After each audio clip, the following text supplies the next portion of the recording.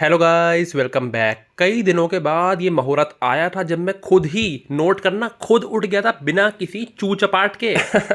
Actually ये मुहूर्त 50 सालों में एक बार ही आता है, ऐसा बार बार नहीं होता है। मम्मी खुद ही सरप्राइज हो गई, कहती हैं अरे कैसे भैया, लड्डू वड्डू बंटवाने का इरादा है क्या? खुद ही उठ गया तू आज? भाई कुछ तो माजरा है, कुछ दाल में जरूर काला है जो ऐसा हो गया है आज। मैंने कहा मम्मी मेरी दाल में कुछ नहीं सब कुछ काला होता है। बस फिर क्या था, थोड़ी ही देर में तैयार होकर मैं तो अपने रथ पर बैठकर निकल पड़ा। अरे रुको जरा सबर करो, अभी पता चल जाएगा। भैया के घर पहुंचते ही मैंने बजा दी थी पी पी, आ जाओ नीचे। अब भैया कभी कभार तो आते हैं, तो गेड़ी मारने का मौका कैसे मिस करने भाई। थोड़ी देर घूम फिर कर घर वापस आया तो देखा उड़न परी अब तक सो रही। मैंने कहा अच्छा जी, रोज तो हमारी नींद खराब करती हो, सुबह सुबह खुद यहाँ खर्राटे मार रही हो। बेटा भूल गई क्या, स्पर्श भाई से पंगा मतलब हो जाएगा दंगा। जैसे तैसे करके महारानी उठी और करने बैठ गई थी अपना योगा। यस, ये देखिए रामदेव बाबा की बहुत बड़ी फैन है ये, टांग को हवा में चढ़ाकर बैठना, माय गॉड। बस 10 मिनट में ही सारा योगा निपट चुका था और तैयारी होने लगी थी नाश्ते की। आहा, मैगी पैकेटों के माल खिलवाना इनको बस। मैंने कहा हो शेम शेम पप्पी है। गौरी का आपकी मैम से आपकी कंप्लेन कर दूं क्या? कहती है भैया आप वैसे तो 22 साल के हो गए, लेकिन आपकी बुद्धि अभी भी सेकंड क्लास के बच्चे वाली है ना। अरे सुना तो था उल्टा चोर कोतवाल को डांटे, उल्टा चोर कोतवाल को डांटे, लेकिन आज तो साक्षात अपनी आंखों से देख लिया मैंने। इतने में दादू कहते हैं अगर तुम दोनों की लपड़ चपड़ हो गई हो तो हट जाओ साइड में, बन गई तुमसे चाय वाय, खुद ही बना लेता हूं मैं अपनी चाय। और ये देखिए हमारी महान काम वाली बहुत सेल्फ कॉन्शियस हैं, ये काम के बीच में ही मेडिटेशन करने बैठ जाती हैं, पता नहीं कहाँ सोच में निकल पड़ती है। और काम वाम तो होता रहेगा, मेडिटेशन ज्यादा जरूरी है। उसके बाद मैंने पूरा 1 लोटा भर के दूध पिया। जी हाँ, दूध दही का खाना यो रहा से मारा हरियाणा। मैं कहा लाडले अप्पा भी देसी हैं। वापस नॉर्मल हो जाता हूँ। इतने में ऊपर से आवाज आई, बेटा चलो चलो चलो चलो तैयारी करो। अरे नीट की तैयारी, बाप रे। मम्मी ने कहा बेटा फिक्र मत कर, तुझसे होने भी नहीं वाली वो। इतने में अंदर से चौटे थप्पड़ों की आवाज है। मैंने कहा अरे अरे अरे अरे चुप क्यों हो गए, लड़ो ना।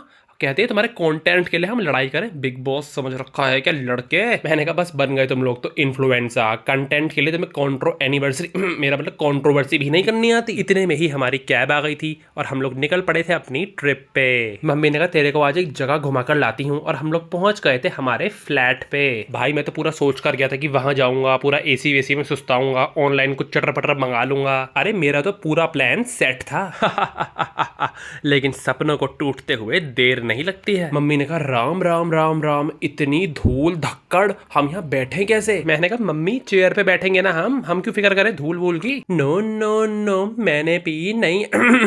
मेरा मतलब नो नो नो नो बेटा, आपका तो पूरा का पूरा कॉन्सेप्ट ही गलत है। अरे कुत्ता भी बैठता है तो पूंछ से जगह साफ करके बैठता है, हम तो फिर भी इंसान हैं। फिर मेरी नजर पड़ी, अलमारी तो भरी पड़ी थी चौकोपाई बिस्किट वगैरह से। अब समझ आया घर का माल जा कहाँ रहा है, इस फ्लैट पे आ रहा है। उसके बाद वही हुआ जिस बात का मुझे डर था। जी हाँ, कांड हो चुका था, पूरा का पूरा झाड़ू लगाने का जिम्मा मुझे दे दिया गया था। तो मुझे सफाई कर्मचारी बनाने के बाद मम्मी मेरे पीछे पड़ गई, अब जाओ नहाने। मैंने कहा नहाना? मम्मी शेर कल ही तो नहाया था। मम्मी ने कहा शेर वेर कुछ नहीं है, तुम में से तो सुअर जैसी बदबू आ रही है, जाओ नहाओ। तो इन दी एंड शेरों के शेर को नहाना ही पड़ा। अरे नहाना हो गया हो तो लगे हाथ भगवान के भी हाथ जोड़ लो। इतने में ही मेरी नजर पड़ी माधुरी दीक्षित, वाओ क्यूटी। फिर मम्मी ने कहा चलो चलो चलो बेटा पैकअप पैकअप पैकअप, नाटक कंपनी बंद करो और अब मैं जा रही हूँ नहाने, तो तुम्हें इतने बनानी है चाय। तो उसके बाद मैंने बनाकर पी कड़क सी चाय। इतने में ही मम्मी आ गई थी, उन्होंने मेरे को नीचे भेज दिया। अरे मेरे लाल, मेरे रसगुल्ले, मेरे जलेबी जैसे सीधे बेटे, आज तूने बहुत काम किया है, तू जा तेरे को जो खाना है वो ले आ। बस मम्मी के इतना कहते ही मैं तो सीधा गेट खोलकर बाहर भाग गया।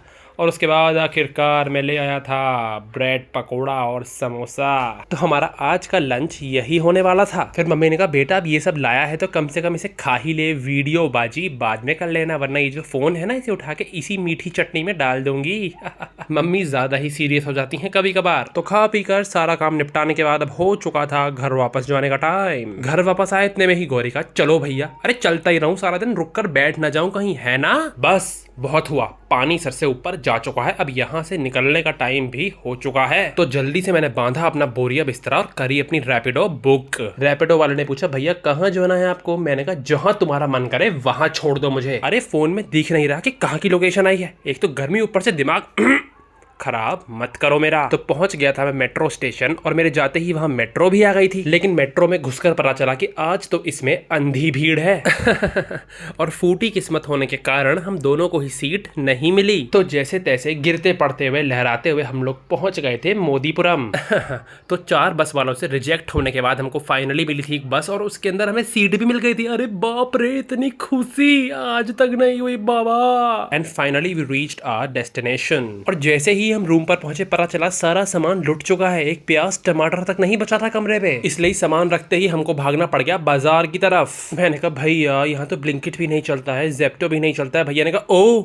शहरी पपलू, ये शहर नहीं है गांव है ये। उसके बाद वापस आते ही करी भैया ने अपने प्रोटीन के डब्बे की अनबॉक्सिंग। और गर्मी इतनी हो रही थी भाई आज कि एसी ने भी अपने घुटने टेक दिए थे। तो पहले मैंने करी जाली साफ, फिर भैया ने किया एसी को अंदर से साफ। पूरा का पूरा यूनिवर्स हमारी बैंड बजाने में लगा पड़ा है, हमको 2 पल की भी शांति नहीं मिलती कहीं।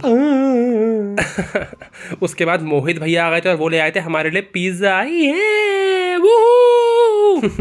दिन इतने खराब चल रहे हैं कि अब तो मैं पिज्जा देख के ही उछलने लगता हूँ। तो उसके बाद खाते खाते टीवी पे लगा ली थी हमने शाहिद कपूर की और रोमियो। तो सारे दिन में इतना धूम धड़ाका करने के बाद अब हो चुका था अपनी आंखें बंद करने का time. Tata bye bye, see you मेरी जान।